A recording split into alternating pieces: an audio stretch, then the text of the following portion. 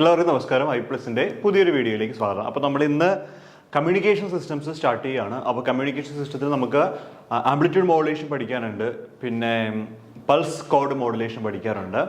അതോടൊപ്പം തന്നെ സാറ്റലൈറ്റുകളെ കുറിച്ച് പഠിക്കാനുണ്ട്, മൈക്രോ സിസ്റ്റത്തെക്കുറിച്ച് പഠിക്കാനുണ്ട്, അങ്ങനെ കുറച്ച് കാര്യങ്ങളുണ്ട്. അപ്പോൾ നമുക്ക് ഇന്ന് ആദ്യത്തെ സ്റ്റാർട്ട് ചെയ്യാം. ഫസ്റ്റ് വൺ എന്ന് പറയുന്നത് ആംപ്ലിറ്റ്യൂഡ് മോഡുലേഷൻ ആണ്. അപ്പോൾ നമുക്ക് നോക്കാം ഓരോ കാര്യങ്ങളായിട്ട്. അപ്പോൾ മോഡുലേഷൻ എന്ന് വെച്ചാൽ എന്താ? മോഡുലേഷൻ എന്ന് വെച്ച് കഴിഞ്ഞാൽ the process of impressing low frequency information signal onto a high frequency carrier signal is called modulation. Simple ആയിട്ട് പറഞ്ഞു കഴിഞ്ഞാൽ modulation is a process of combining low frequency signal with a very high frequency carrier wave. നിങ്ങൾക്ക് ഇത് നമ്മുടെ പുസ്തകത്തിലുള്ള ഡയലോഗാണ് എഴുതിയിരിക്കുന്നത്. പുസ്തകം എന്ന് പറയുമ്പോൾ എടുത്തിട്ടുണ്ട്. ഇതാണ് നമ്മുടെ പുസ്തകം, ഇലക്ട്രോണിക് കമ്മ്യൂണിക്കേഷൻ സിസ്റ്റംസ് ബൈ ടോംസിയുടെ ഇലക്ട്രോണിക് കമ്മ്യൂണിക്കേഷൻ സിസ്റ്റംസ് എഞ്ചിനീയറിംഗുകാർ പഠിക്കുന്ന പുസ്തകമാണ്. ഈ പുസ്തകത്തിൽ കമ്മ്യൂണിക്കേഷൻ സിസ്റ്റത്തെ കുറിച്ച് വളരെ ഡീറ്റെയിലിംഗ് ആണ്. ഞാൻ ഈ പുസ്തകമാണ് പ്രധാനമായിട്ട് റെഫർ ചെയ്യുന്നത്. ആൻഡ് ഓൾസോ നമ്മൾ എപ്പോഴും പറയാറുള്ള പിള്ളേരെന്നെ കളിയാക്കാറുള്ള അതുൽ സാറിൻ്റെ ബൈബിൾ എന്ന് പറയുന്നൊരു പുസ്തകമുണ്ട്, BL തെരേജയുടെ ബേസിക് ഇലക്ട്രോണിക്സ്. അതിൽ നിന്നാണ് ഞാൻ ഈ പറയുന്ന മോഡുലേഷൻ്റെ കാര്യങ്ങൾ കൂടുതലായിട്ടും ഉപയോഗിച്ചിരിക്കുന്നത്. അപ്പോൾ നിങ്ങൾ പുസ്തകം വായിക്കൊന്നും വേണ്ട, എല്ലാ കാര്യങ്ങളും ഞാൻ പറഞ്ഞുതരാം. അപ്പോൾ കം ടു ദ പോയിന്റ്.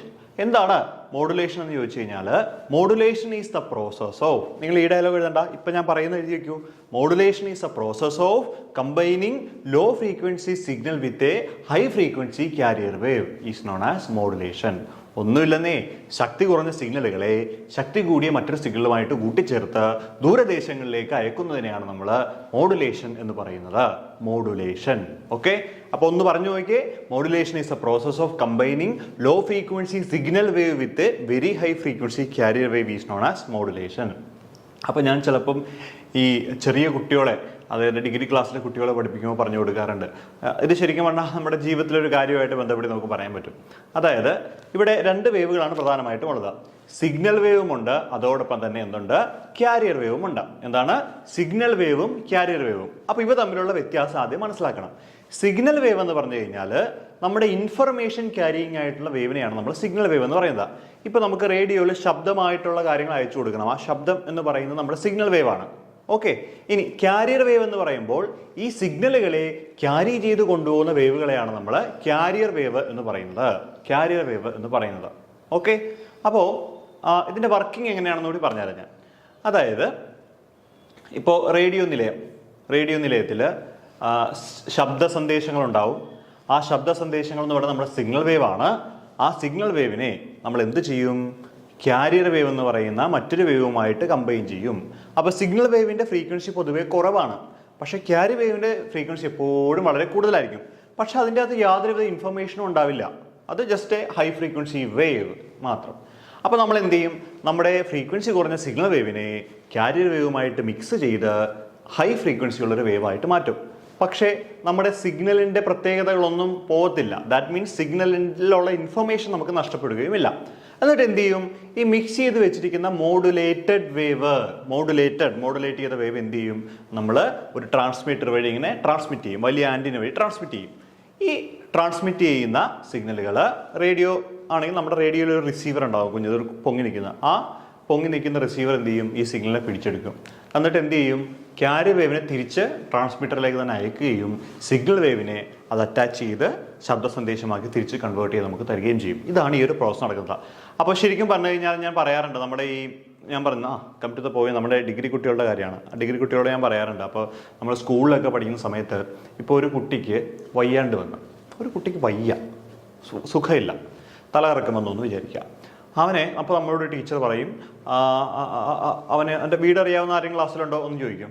അപ്പോൾ എങ്ങനെയൊക്കെ ക്ലാസ്സിൽ നിന്ന് ചാടാതിരിക്കുന്നവൻ ചാടിയെന്ന് ചോദിക്കും, ടീച്ചർ എനിക്ക് വീട് അറിയാമെന്ന് പറയും. അങ്ങനെ എന്ത് ചെയ്യും? ഇവൻ ആ കുട്ടീനെ ഇങ്ങനെ താങ്ങി എടുക്കും, അല്ലേ? തോളത്തിങ്ങനെ പിടിക്കും, അല്ലേ? അപ്പോൾ കുട്ടിക്ക് കുട്ടി ശക്തി കുറഞ്ഞ കുട്ടിയാണ്, പക്ഷെ കൂടെ പോകുന്ന ആൾ കുറച്ച് ആരോഗ്യമുള്ള ആളായിരിക്കും. പിടികിട്ടിയോ? എന്നിട്ട് ഈ ആരോഗ്യമുള്ള ആൾ ഈ കുട്ടീനെ ഇങ്ങനെ ഷോൾഡറിൽ പിടിച്ചിട്ട് പതുക്കെ നടന്ന് വീട്ടിൽ കൊണ്ടുവരും. എന്നിട്ട് വീട്ടിലാക്കും, അല്ലേ? അപ്പോൾ ആക്കാൻ പോയവൻ ആ വീട്ടിലിരിക്കുമോ? ഇല്ല. അവൻ ഈ കുട്ടീനെ അവിടെ ആക്കിയിട്ട് തിരിച്ചവൻ എങ്ങോട്ട് പോരും? സ്കൂളിലേക്ക് പോരും. ഇതാണ് മോഡുലേഷൻ. ശക്തി കുറഞ്ഞ ശബ്ദ സന്ദേശം ശക്തി കൂടിയ മറ്റൊരു വേവുമായിട്ട് മിക്സ് ചെയ്യും. എന്നിട്ട് ഇവരെ ഒരുമിച്ച് അങ്ങ് അയക്കും, അല്ലേ? ശക്തി കൂടിയ സിഗ്നൽ ഉള്ളതുകൊണ്ട് അവൻ അതിൻ്റെ കൂടെ അങ്ങ് പോകും. എന്നിട്ട് എന്ത് ചെയ്യും? എവിടെയാണോ എത്തേണ്ടത് അവിടെ ഈ സിഗ്നൽ എത്തും.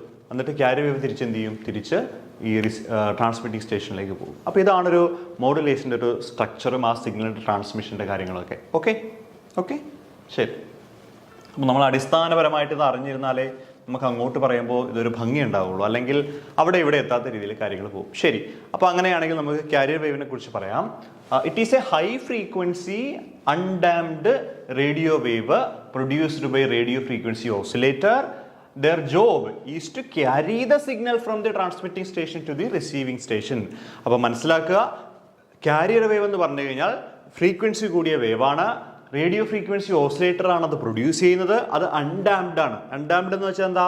ഡാമ്പിംഗ് എന്ന് വെച്ചാൽ ഇങ്ങനെ ഓസിലേറ്റ് കുറഞ്ഞു വരുമ്പോഴാണ് നമ്മളതിന് ഡാമ്പിംഗ് എന്ന് പറയുന്നത് അല്ലേ. നമ്മൾ ഓസിലേഷനൊക്കെ പറയുമ്പോൾ ആ ഭാഗത്തൊക്കെ നമ്മളത് പറഞ്ഞിട്ടുണ്ട്. ഓർക്കുന്നുണ്ടോ? ഇതാ ഇങ്ങനെ ഇത് അൺഡാംഡ് ആണ്, അതായത് നല്ല ഫ്രീക്വൻസിയിൽ ഒരേപോലെ പോകും ഇങ്ങനെ എപ്പോഴും, ആംപ്ലിറ്റ്യൂഡൊന്നും വലിയ മാറ്റം ഉണ്ടാവില്ല. ഇതാണ് കറക്റ്റ് കാരിയർ വേവ്. പക്ഷേ ഡാംഡ് ആയ എന്ത് പറ്റും?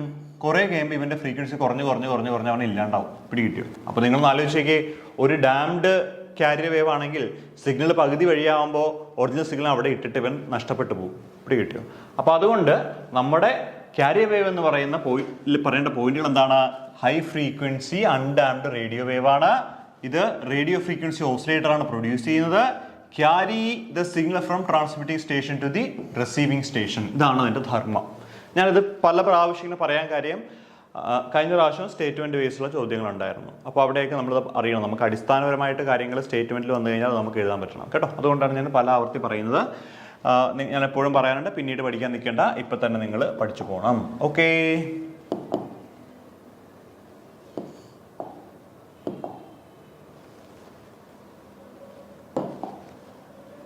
Okay yes. അപ്പോൾ ഈ മോഡുലേഷൻ എന്ന് പറയുന്നത് പല രീതിയിലുള്ള മോഡുലേഷൻസ് ഉണ്ട്. ഫ്രീക്വൻസി മോഡുലേഷൻ ഉണ്ട്, ഫേസ് മോഡുലേഷൻ ഉണ്ട്, ആംപ്ലിറ്റ്യൂഡ് മോഡുലേഷൻ ഉണ്ട്.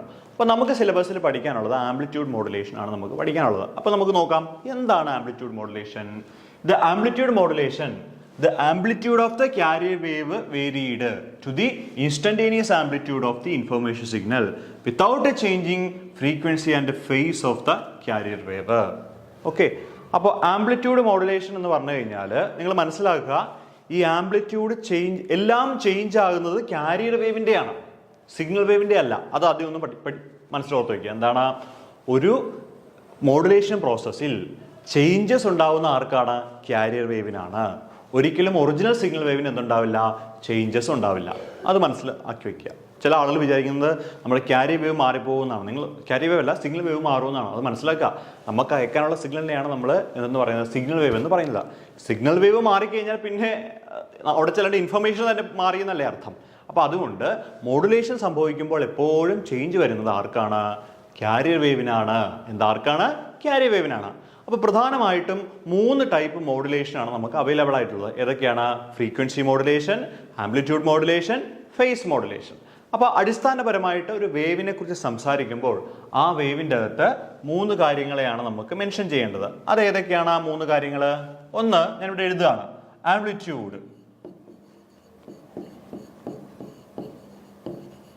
ആംപ്ലിറ്റ്യൂഡ്, പിന്നെ ഫ്രീക്വൻസി,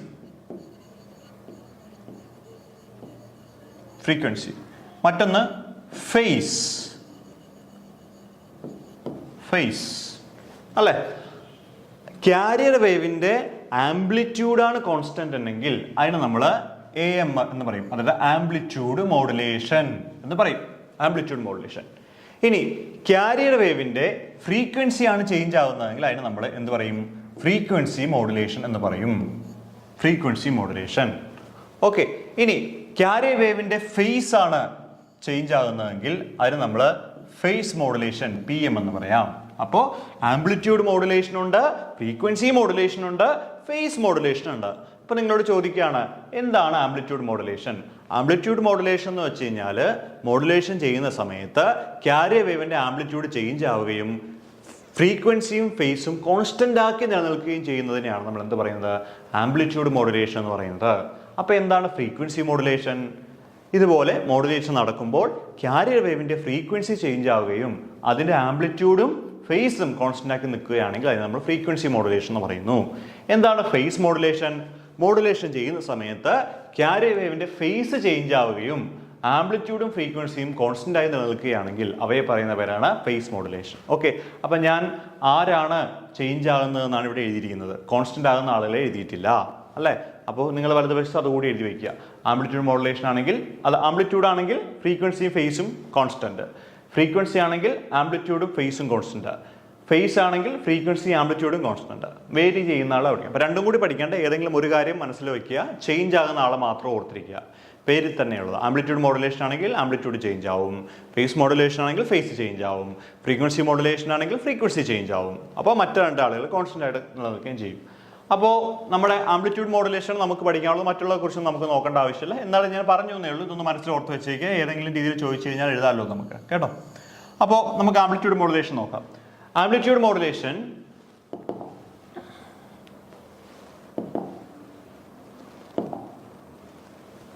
okay, നോക്കിക്കോ.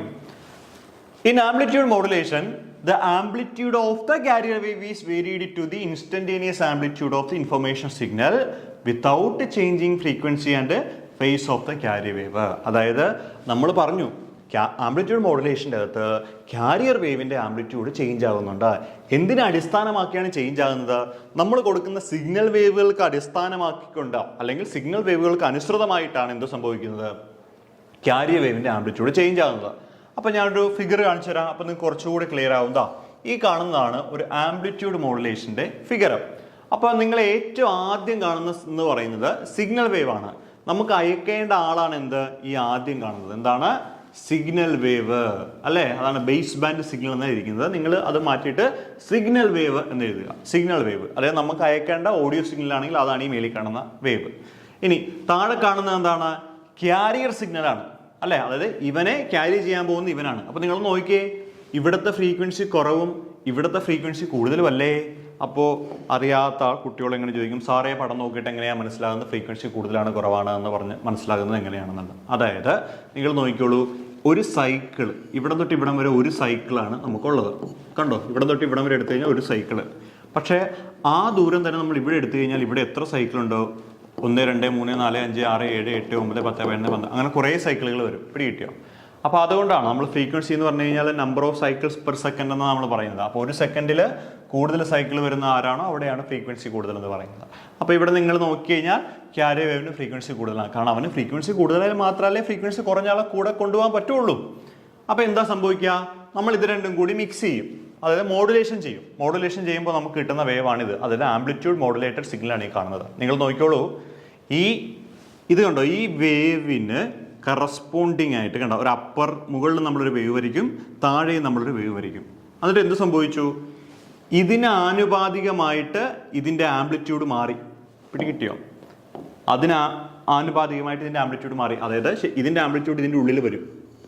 കണ്ടോ കണ്ടോ മനസ്സിലായോ? കണ്ടോ? അപ്പോൾ രണ്ട് വേവുകൾ വരയ്ക്കുമ്പോഴാണ് നമ്മൾ അതിൻ്റെ ഉള്ളിൽ ഫുള്ള് വരച്ച് ഇങ്ങനെ പോകുന്നത്. ഫുള്ളായിട്ട് വരയ്ക്കും. അപ്പോൾ കണ്ടോ, ഇങ്ങനെ വരച്ച് പോകും. കണ്ടോ, അതാണ് ഈ കാണുന്നത്. ഓക്കെ, അപ്പോൾ എന്താ ചേഞ്ച് ചെയ്ത്? ഇവൻ്റെ ആംപ്ലിറ്റ്യൂഡ് കണ്ടോ, ഇതിൻ്റെ ഹൈറ്റ് അല്ല ഇതിൻ്റെ ഹൈറ്റ്, ഇതിൻ്റെ ഹൈറ്റ് അല്ല ഇതിൻ്റെ ഹൈറ്റ്, ഇതിൻ്റെ ഹൈറ്റ് അല്ല ഇതിൻ്റെ ഹൈറ്റ്. അതിൻ്റെ അർത്ഥം ആംപ്ലിറ്റ്യൂഡ് മാറിയെന്നാണ്. ആംപ്ലിറ്റ്യൂഡ് എന്ന് പറയുമ്പോൾ ഈ ഉയരമാണ് നമ്മൾ ആംപ്ലിറ്റ്യൂഡ് എന്ന് പറയുന്നത് കേട്ടോ. അപ്പോൾ മിക്സ് ചെയ്യുമ്പോൾ ആംപ്ലിറ്റ്യൂഡ് മാറി മാറി മാറി മാറി മാറി വരും. ഓക്കെ, അപ്പോൾ മനസ്സിലായല്ലോ?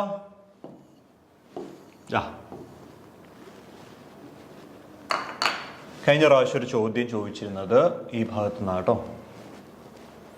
അപ്പോൾ മോഡുലേഷൻ എന്താണെന്ന് മനസ്സിലായി. Modulation is a process of combining low frequency signal with a very high frequency carrier wave is known as modulation. And there are 3 types of modulation: amplitude modulation, phase modulation, frequency modulation. ഇനി pulse code modulation ഉണ്ട് digital electronics, നമ്മൾ പിന്നെ പഠിക്കും. അപ്പോൾ amplitude modulation എന്ന് പറഞ്ഞു കഴിഞ്ഞാൽ carrier വേവിൻ്റെ amplitude change ആവുകയും ഫ്രീക്വൻസിയും ഫേസും കോൺസ്റ്റന്റ് ആക്കി നിൽക്കുകയാണെങ്കിൽ ആംപ്ലിറ്റ്യൂഡ് മോഡുലേഷൻ എന്ന് പറയുന്നു. ഫ്രീക്വൻസി മോഡുലേഷൻ ആണെങ്കിൽ ക്യാരിയർ വേവിൻ്റെ ഫ്രീക്വൻസി ചേഞ്ച് ആവുകയും ഫേസും ആംപ്ലിറ്റ്യൂഡും കോൺസ്റ്റന്റ് ആക്കി നിൽക്കുകയും ചെയ്യും. ഫേസ് മോഡുലേഷൻ ആണെങ്കിൽ ക്യാരിയർ വേവിൻ്റെ ഫേസ് ചേഞ്ച് ആവുകയും ഫ്രീക്വൻസി ആംപ്ലിറ്റ്യൂഡും കോൺസ്റ്റന്റ് ആക്കി നിൽക്കും. അപ്പോൾ അപ്രകാരമുള്ള ഒരു ആംപ്ലിറ്റ്യൂഡ് മോഡുലേഷനെ കുറിച്ച് നമ്മൾ പറഞ്ഞു കഴിഞ്ഞു. ഇനി ആംപ്ലിറ്റ്യൂഡ് മോഡുലേഷനുമായിട്ട് ബന്ധപ്പെട്ട് നിൽക്കുന്ന കുറച്ച് ടേംസുകൾ നമുക്ക് പഠിക്കാം. ഏറ്റവും ആദ്യം പെർസെൻറ്റേജ് ഓഫ് മോഡുലേഷൻ അഥവാ modulation index or modulation depth, പല പേരുകൾ അറിയപ്പെടുന്നു. ഈ 3 പേരും നമ്മൾ കൃത്യമായിട്ട് പഠിക്കണം. നമ്മൾ കഴിഞ്ഞ പ്രാവശ്യം നമുക്കൊരു അബദ്ധം പറ്റി. കാരണം എന്താണെന്ന് വെച്ചാൽ അബദ്ധം എന്നല്ല, നമ്മൾ പഠിപ്പിച്ചു, പക്ഷേ ഒരു പേര് ഞാൻ പറഞ്ഞില്ല. മോഡുലേഷൻ ഡെപ്ത് എന്ന് ഞാൻ പേര് പറഞ്ഞില്ല. ഞാൻ പെർസെൻറ്റേജ് ഓഫ് മോഡുലേഷൻ അഥവാ മോഡുലേഷൻ ഇൻഡെക്സ് എന്ന് പറഞ്ഞാണ് വിട്ടത്. കാരണം ഒരു ടെക്സ്റ്റിൽ അത് മാത്രമേ ഉണ്ടായിരുന്നുള്ളൂ. വേറെ ടെക്സ്റ്റ് നോക്കിയപ്പോഴാണ് ഈ ടേം കണ്ടത്. പക്ഷേ എന്താ പറ്റിയെന്ന് വെച്ചാൽ മോഡുലേഷൻ ഡെപ്ത് കാൽക്കുലേറ്റ് ചെയ്യാന്ന് പറഞ്ഞാണ് ചോദ്യം വന്നത്. അപ്പോൾ നമ്മൾ പഠിപ്പിച്ച കുട്ടികൾക്ക് ആകെ സംശയമായിപ്പോയി. അയ്യോ സാറേ, മോഡുലേഷൻ ഡെപ്ത് എന്ത് സാധനം പഠിപ്പിച്ചിട്ടില്ലല്ലോ എന്ന്. പക്ഷെ ചില ആളുകൾ മനസ്സിലാക്കി ഇൻഡെക്സ് ഡെപ്തും ഏകദേശം ഒരേപോലെ ആകാൻ ചാൻസ് ഉണ്ടെന്ന്. ചില ആൾ ചെയ്തപ്പോൾ ഉത്തരം കിട്ടി, ചില ആളുകൾ കിട്ടിയത്. അപ്പോൾ മനസ്സിലാക്കുക, മോഡുലേഷൻ ഇൻഡെക്സിനെ നമ്മൾ പെർസെൻറ്റേജ് ഓഫ് മോഡുലേഷൻ എന്ന് പറയാറുണ്ട്, മോഡുലേഷൻ ഡെപ്ത് എന്നും പറയാറുണ്ട്. അപ്പോൾ മോഡുലേഷൻ ഡെപ്ത് കാൽക്കുലേറ്റ് ചെയ്യാൻ പറഞ്ഞാലും മോഡുലേഷൻ ഇൻഡെക്സ് കാൽക്കുലേറ്റ് ചെയ്യാൻ പറഞ്ഞാലും പെർസെൻറ്റ് ഓഫ് മോഡുലേഷൻ കാൽക്കുലേറ്റ് ചെയ്യാൻ പറഞ്ഞാലും എല്ലാം ഒന്ന് തന്നെയാണ്. ഓക്കെ, അപ്പോൾ modulation depth, modulation index, percentage of modulation. Okay, percentage of modulation, modulation index, modulation depth. Okay, അപ്പോൾ നമുക്ക് നോക്കാം. It indicates the degree to which audio frequency signal modulates the carrier wave. Audio frequency signal എന്ന് വെച്ചാൽ നമ്മൾ അയക്കുന്ന സിഗ്നലിനെയാണ് നമ്മൾ audio frequency signal എന്ന് പറയുന്നത്. അപ്പോൾ എന്താ സംഭവം എന്ന് വെച്ച് കഴിഞ്ഞാൽ, നമ്മുടെ ഓഡിയോ ഫ്രീക്വൻസി സിഗ്നൽ എത്രത്തോളം കാരിയർ വേവിന് ചേഞ്ചസ് ഉണ്ടാക്കി എന്നതിൻ്റെ ഒരു അളവുകോലാണ് മോഡുലേഷൻ ഇൻഡെക്സ് അല്ലെങ്കിൽ മോഡുലേഷൻ ഡെപ്ത് എന്ന പേരിൽ അറിയപ്പെടുന്നത്. എന്താണ്? നമ്മുടെ കാരിയർ വേവിനെ, നമ്മുടെ signal wave, audio frequency signal wave എത്രത്തോളം ചേഞ്ചസ് വരുത്തിയിട്ടുണ്ട് എന്നതിൻ്റെ ഉള്ള ഒരു അളവുകോലിനെയാണ് നമ്മൾ എന്ത് പറയുന്നത്? മോഡുലേഷൻ ഡെപ്ത് അഥവാ മോഡുലേഷൻ ഇൻഡെക്സ് എന്ന് പറയുന്നത്. അപ്പോൾ എം എന്ന ലെറ്റർ കൊണ്ടാണ് നമ്മൾ സാധാരണ രീതിയിൽ മോഡുലേഷൻ ഡെപ്ത് അഥവാ മോഡുലേഷൻ ഇൻഡെക്സിനെ റെപ്രസെൻറ്റ് ചെയ്യുന്നത്. അപ്പോൾ എം ഈസ് ഈക്വൽ ടു എന്താണ്? Signal amplitude divided by carrier amplitude into 100. എന്താണ്? സിഗ്നലിൻ്റെ ആംപ്ലിറ്റ്യൂഡ് ഡിവൈഡഡ് ബൈ കാരിയറിൻ്റെ ആംപ്ലിറ്റ്യൂഡ് ഇൻറ്റു 100 ചെയ്യുമ്പോഴാണ് നമുക്ക് എന്ത് കിട്ടുന്നത്? മോഡുലേഷൻ ഇൻഡെക്സ് അഥവാ മോഡുലേഷൻ ഡെപ്ത് കിട്ടുന്നത്. അപ്പോൾ എം ഈസ് ഈക്വൽ ടു എന്താണ്? Signal amplitude divided by carrier amplitude into 100 or M is equal to B by A into 100. എന്താണ്? M is equal to B by A into 100. ഞാൻ ഡിഗ്രിക്ക് പഠിക്കുന്ന കാലത്ത് എനിക്കൊരു അബദ്ധം പറ്റിയിട്ടുണ്ട്. ആ അബദ്ധം എന്താണെന്ന് വെച്ച് കഴിഞ്ഞാൽ, ഇത് നിങ്ങൾ ബോക്സ് ഇടണം കേട്ടോ. ഇത് ബോക്സ് ആക്കിയിട്ടില്ല, ഒന്ന് ബോക്സ് ഇടണേ. എനിക്ക് പറ്റിയൊരു അബദ്ധം ഞാൻ പറഞ്ഞുതരാം. ആ അബദ്ധം നിങ്ങൾക്കും പറ്റാം. നിങ്ങൾക്ക് വരാൻ ചാൻസ് ഇല്ല, കാരണം എന്നേക്കാൾ IQ നോളജുള്ള കുട്ടികളാണ് നിങ്ങളെല്ലാം എന്ന് എനിക്കറിയാം.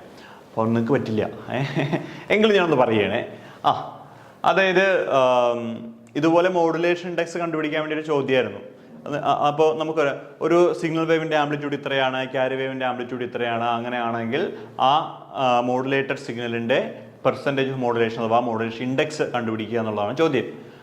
അപ്പോൾ നമുക്ക് ഇക്വേഷൻ അറിയാം. സ്മോൾ എം ആണ് letter, small M is equal to B by A into 100. പക്ഷേ ഒരു പ്രശ്നം പറ്റിയെന്ന് വെച്ച് കഴിഞ്ഞാൽ, ബി എന്ന് പറയുന്നത് സിഗ്നലിൻ്റെ ആംപ്ലിറ്റ്യൂഡാണോ കാരിയറിൻ്റെ ആംപ്ലിറ്റ്യൂഡാണോ എന്ന് സംശയമായിപ്പോയി. ബി ബൈ എ ഇൻറ്റു 100 എല്ലാവരും പഠിക്കും. M is equal to B by A into 100, M is equal to B by A into 100. B എന്ന് പറയുന്നത് സിഗ്നൽ വേവിൻ്റെ ആംപ്ലിറ്റ്യൂഡാണെന്ന് മനസ്സിൽ വരണം. പിടികിട്ടിയോ? എന്താണ്? സിഗ്നൽ വേവിൻ്റെ ആംപ്ലിറ്റ്യൂഡ് ഡിവൈഡ് ബൈ കാരിയറിൻ്റെ ആംപ്ലിറ്റ്യൂഡ് ഇൻറ്റു 100. അത് ഓർത്തിരിക്കാൻ ഞാൻ പറയുന്നത് എപ്പോഴും എങ്ങനെയാണ്, നമുക്ക് കാരിയറേക്കാൾ ഇമ്പോർട്ടൻറ്റ് നമ്മുടെ സിഗ്നലാണ്, അല്ലേ? നമ്മുടെ സിഗ്നലാണ് കാരിയറേക്കാൾ ഇമ്പോർട്ടൻ്റ്. ഇപ്പോൾ ഒരാളെ, വയ്യാത്തൊരാളെ ക്യാരി ചെയ്ത് മറ്റൊരാൾ വീട്ടിൽ കൊണ്ടാക്കുകയാണ്, അല്ലേ? അപ്പോൾ ആ വയ്യാത്ത ആൾക്ക് എങ്ങനെയും വീട്ടിലെത്തണം. തന്നെ കൊണ്ടുപോകുന്ന ആൾ ആരായാലും അയാൾക്ക് കുഴപ്പമില്ല. അപ്പോൾ മോസ്റ്റ് ഇമ്പോർട്ടൻറ്റ് നമ്മൾ തന്നെയാണ് ആദ്യം ഇമ്പോർട്ടൻ്റ് ആയിട്ട് നമ്മളെല്ലാവരും കരുതുന്നത് എന്ന് പറയുന്ന പോലെ, അവർ signal is most important than the carrier signal or carrier wave എന്ന് പറയാം. പിടികിട്ടിയോ? അപ്പോൾ ഓർത്തിരിക്കുക, ആദ്യം പറയേണ്ടത്, മുകളിൽ വരേണ്ടത് ആരാണ്? സിഗ്നൽ വേവിൻ്റെ ആംപ്ലിറ്റ്യൂഡാണ്. അപ്പോൾ മോഡുലേഷൻ ഇൻഡെക്സ് അല്ലെങ്കിൽ പെർസെൻറ്റേജ് ഓഫ് മോഡുലേഷൻ അല്ലെങ്കിൽ മോഡുലേഷൻ ഡെപ്ത് എന്ന് പറയുന്നത് M is equal to B by A into 100 ആണ്. ബി എന്ന് പറയുന്നത് എന്താണ്? ബി എന്ന് പറയുന്നത് നമ്മുടെ സിഗ്നൽ വേവിൻ്റെ ആംപ്ലിറ്റ്യൂഡാണ്. എ എന്ന് പറയുന്നത് കാരിയർ വേവിൻ്റെ ആംപ്ലിറ്റ്യൂഡാണ് ഇൻറ്റു 100. ഓക്കെ.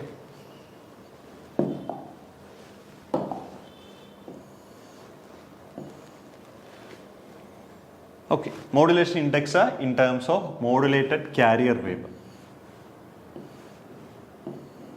അതായത് അതിൻ്റെ ജസ്റ്റ് ഫിഗറുകളാണ് കേട്ടോ, ജസ്റ്റ് ഒന്ന് നോക്കിയാൽ മതി. അപ്പോൾ ഇവിടെ മറ്റൊരു ഇക്വേഷൻ കൂടി നമുക്ക് എഴുതാൻ പറ്റും.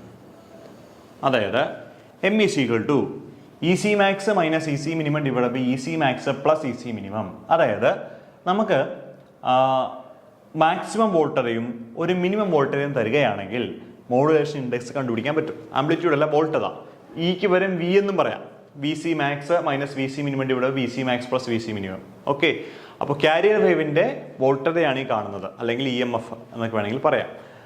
വോൾട്ടത അപ്രോക്സിമേറ്റ് നമ്മൾ ആംപ്ലിറ്റ്യൂഡായിട്ട് പറയാറുണ്ട്, കൺസിഡർ ചെയ്യാറുണ്ട്. So M is equal to E C max minimum minus E C max minus E C minimum divide by E C max plus E C minimum. അതായത് ഒരു മിനിമം മാക്സിമം വോൾട്ട് തന്നു കഴിഞ്ഞാൽ modulation index കണ്ടുപിടിക്കാൻ തമ്മിൽ കുറക്കുക divide by തമ്മിൽ കൂട്ടുക.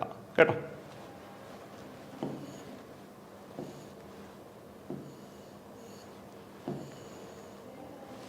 Okay. M is equal to 100%. അതൊരു വളരെ ഇമ്പോർട്ടൻറ്റ് പോയിന്റ് ആണ്. അതായത് സിഗ്നൽ വേവിൻ്റെയും ക്യാരിയർ വേവിൻ്റെയും ആംപ്ലിറ്റ്യൂഡുകൾ എപ്പോഴാണ് തുല്യമാകുന്നത്, അപ്പോഴാണ് 100% എന്തുണ്ടാകുന്നത്, മോഡുലേഷൻ ഇൻഡെക്സ് വരുന്നത്. ഓക്കെ. കാരണം നമ്മുടെ ഇക്വേഷൻ നമുക്കറിയാം, modulation index M is equal to എന്താണ്, M is equal to B by A into 100 എന്നാണ് നമ്മുടെ ഇക്വേഷൻ. ശരിയല്ലേ?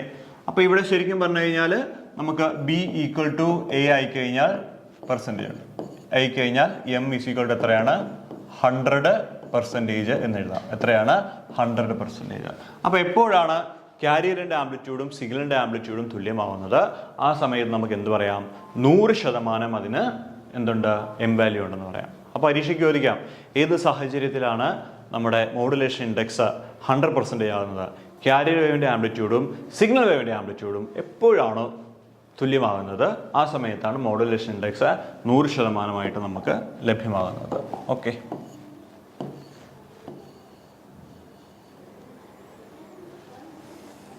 ഓക്കെ, ഇനി നമുക്ക് കുറച്ച് കാര്യങ്ങൾ പറയാനുണ്ട്.